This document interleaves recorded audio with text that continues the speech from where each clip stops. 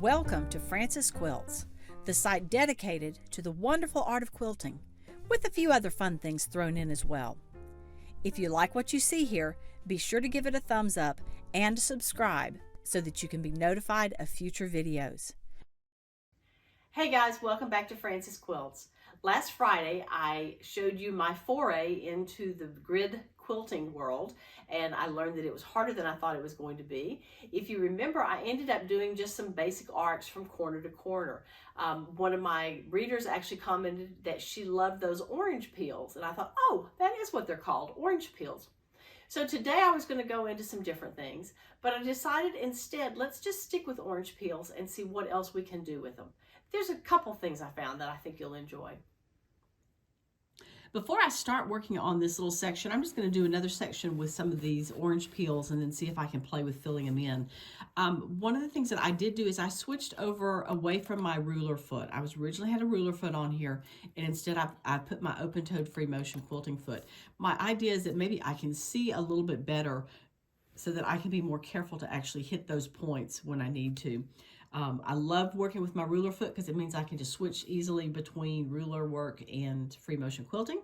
But for this particular exercise, let's try it without the ruler foot and see how we go. I have also moved back to the darker color thread. I thought let's just see if I can make them look good doing them with the dark thread, because then if they look good that way, then I know they'll look good with the thread that matches. So here we go.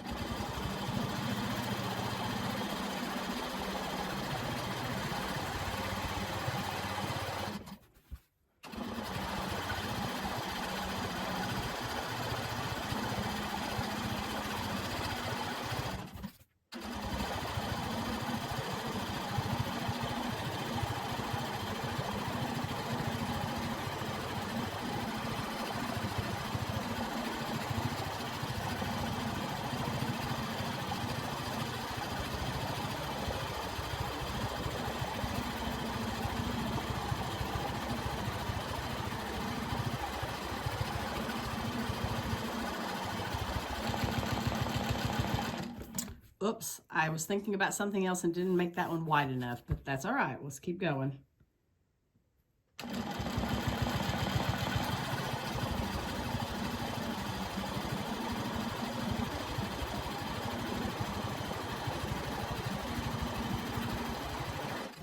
I really do have to concentrate or they get really wonky easily. So let's keep going and see if I can concentrate a little bit more on these last couple.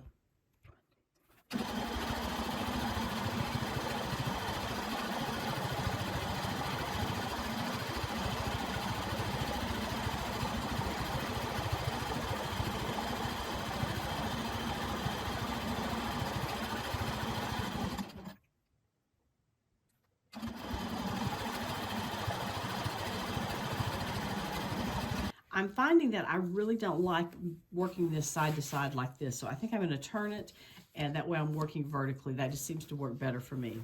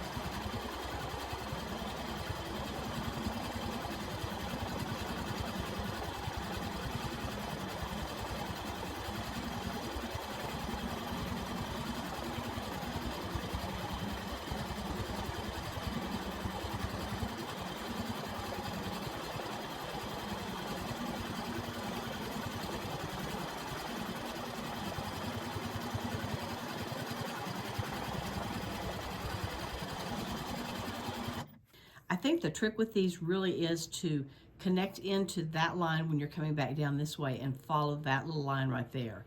And then come here and connect into that line and follow it. If you can do that, then you keep a lot of continuity in the design. So follow along there, and then go off, and then fall back into it right there, and I'm going to follow along that line until I'm ready to veer off again.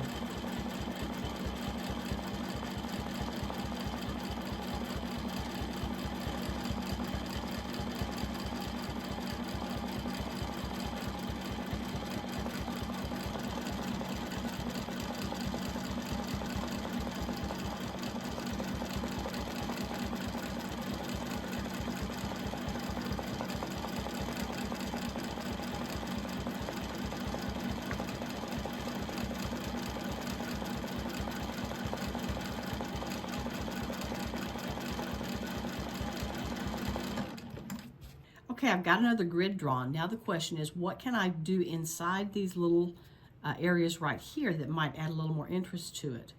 Let's try first of all, let me think. Just have to make sure that I can travel from place to place fairly easily. So what if I just do some things inside here, back to there, and then over. Let's just try it and see.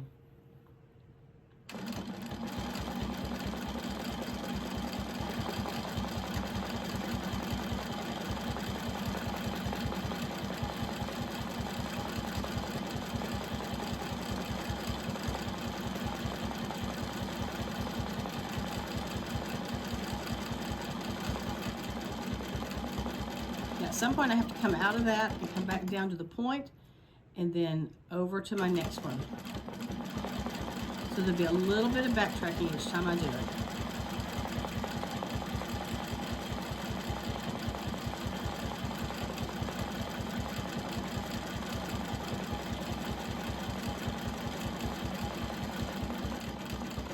This one.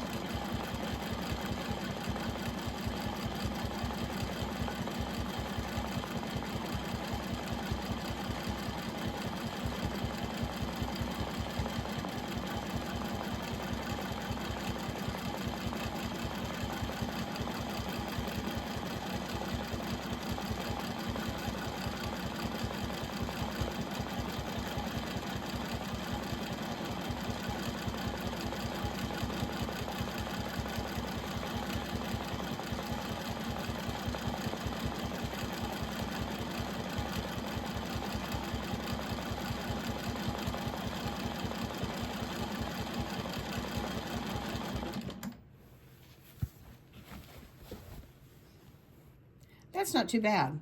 Again, I think it would be prettier done with a thread that coordinated with the back, that matched the back, rather than doing this contrasting thread. But let's keep going and see if we can figure some other things out to do. I'm going to work my way back down to one of these other orange peels.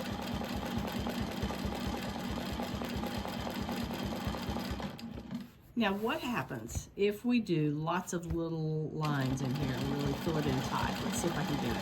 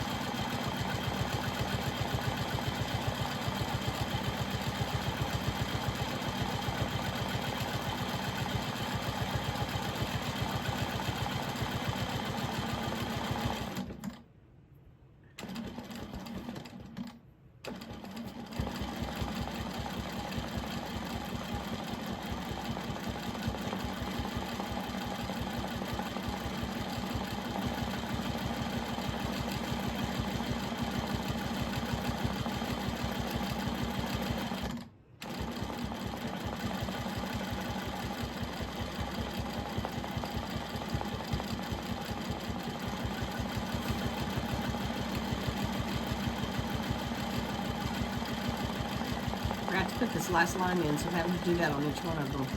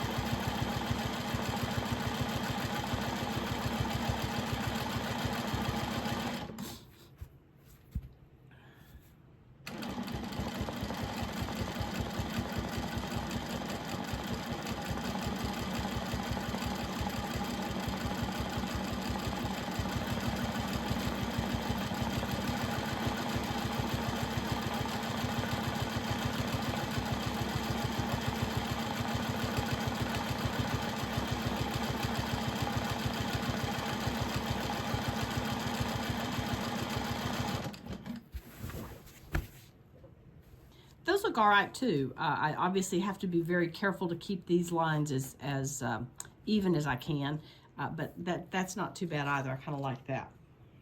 Now let's see what happens if I add some lines in here. If I fill in these areas, maybe add another set or two of lines in there. Let's just see what we can do with that.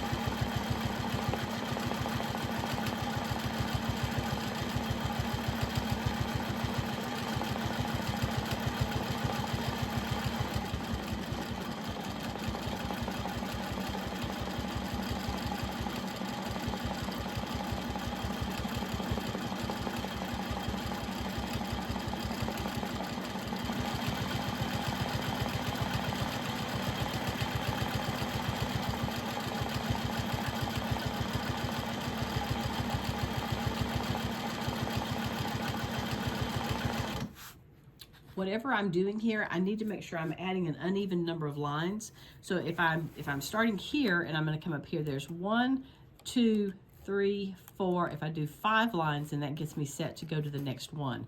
If I do 1, 2, 3, 4, it puts me back down where I started, which is not what we want to do.